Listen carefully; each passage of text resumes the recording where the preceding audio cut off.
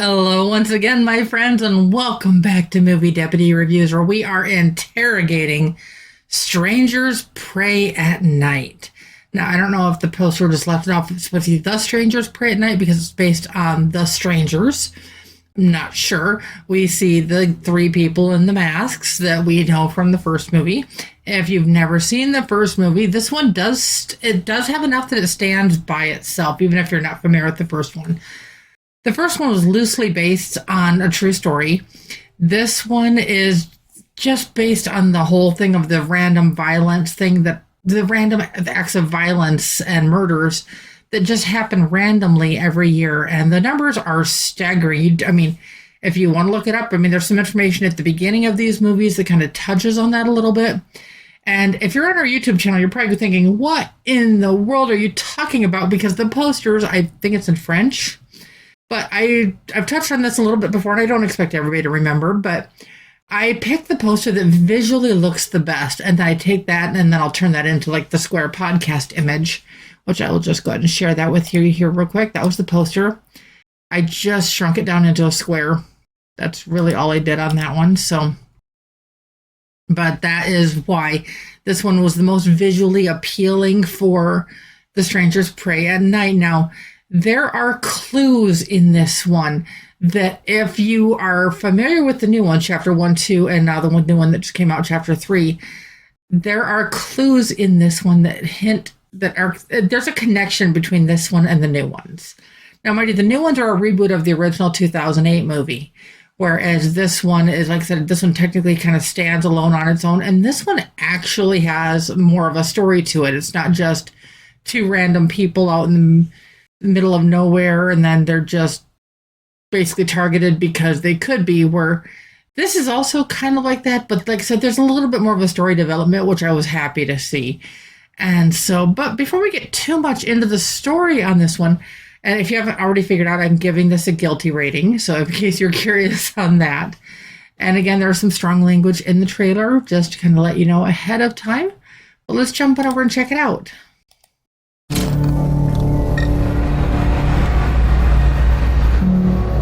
This place seems empty. I think everybody leaves after Labor Day.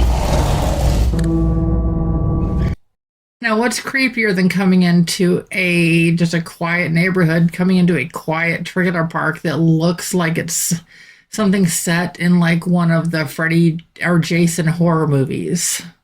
This one almost reminded me of like the camp in the Jason horror movies, and it's just, except this is the trailers, but it's just got that mist and that eerie feeling in the air, where it's just, the whole thing is just made to feel eerie and just unsettling. This is nice, right? There's someone else staying here?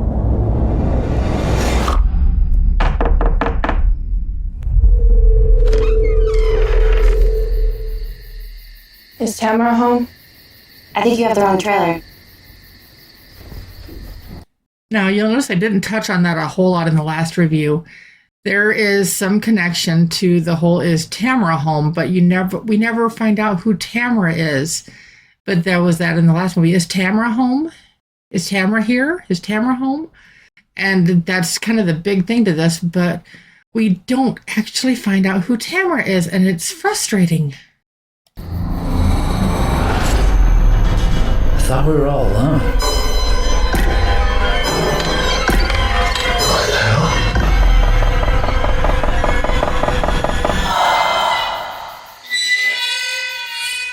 This is what I mean. It's just got that eerie mist, that eerie just whole feeling to it, and then you hear the knocking.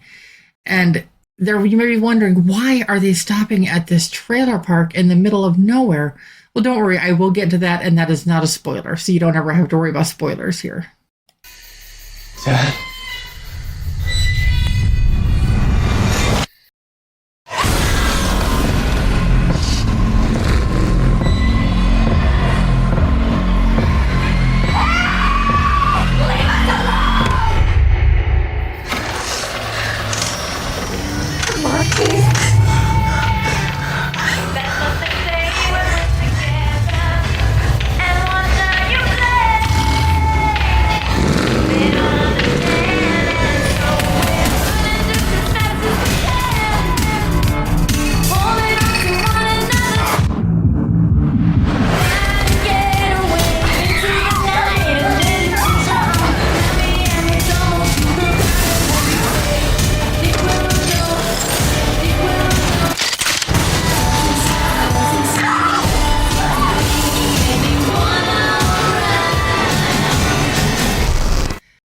And yes, that last scene that you see here in the trailer is an homage to Christine.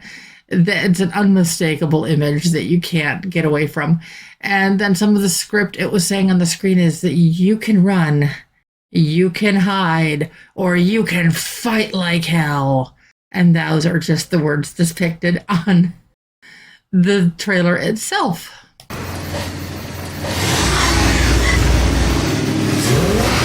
Leave us alone! But we've just started.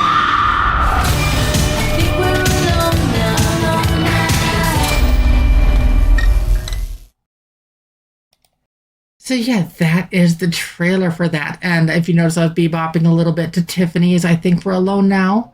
It was a big song back in the 80s, and I'm a Gen Xer, so yeah, I'm just sitting here bebopping along to the song as the trailer's going. And it does say based on true events, loosely based on true events is what it should say, because that's kind of misleading to a lot of people. And even like to some of the other podcast things that talk about some of these movies, it's just a little bit disconcerting and misleading. But basically the story here is you have a family with a troubled daughter, and they are taking her to one of those behavior modification boarding house places because she is kind of out of control. And on the way, they stop because one of the adults' parents, I don't recall if it mentioned if it was his or hers, live and own and operate this trailer park. And so they stop there because that's where they are just going to stop for the night en route. And then they quickly become the target of these creeps in the masks. Now you notice the masks may seem similar to the last one because you have the pinup girl, you have the doll face, and then you have the canvas bag dude. The bag is over his head. And it's just literally kill or be killed of sorts. And though there's more story to it because you have the whole family involved, and then you have how the grandparents are somehow part of this, and then they're in trailers. It's like, okay, they're not going to hold up as much as a typical house would. And that they kind of play on some of that a little bit, the way some of the survival stuff tries to go through the process. Now, do any of them make it through the night? You're just going to have to find out. Because you know me, I won't spoil that for you. But it's just, obviously, there's got to be more to it as we have the newer movies, even though the newer ones are a reboot of the first movie, but with a lot more information to it.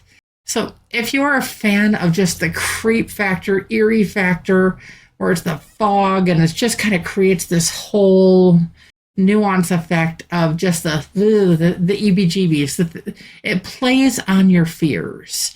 It plays on your fear of the dark. It preys on your fear of being in enclosed spaces. It preys on your fear of clowns. It preys on your fear of basically dying. And so, obviously, I'm giving this one a guilty rating if you hadn't already calculated that. But score-wise, you're probably wondering where I came in with Strangers Prey at Night. Well, this one might surprise you a little bit. We actually came up a little bit. We came in for Strangers Prey at Night at a 4.5 out of 10 on the deputy scale. Technically, that's right in the watchable but forgettable category, and it does fall right in there. But like I said, it's just the unnerving part of this. That's the part that'll sit with you. Long after you've forgotten the story, you're going to remember the unnerving, just the things that give you the EBGBs, the things that put the goosebumps on your arm, the things that make the hairs on the back of your neck stand up. That's just the eeriness of this. Now, is it that intense all the way through? No. I wish it was more on some of that.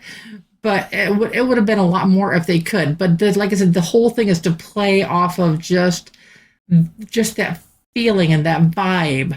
And it definitely does that. It definitely does that. It's like I said, long after you forget the story, you're going to remember just the feeling. So if you haven't done so already, please make sure and subscribe and turn on that notification bell so you always get the latest and the greatest interrogations from your one and only movie deputy. And as always, I will be back again soon. Bye.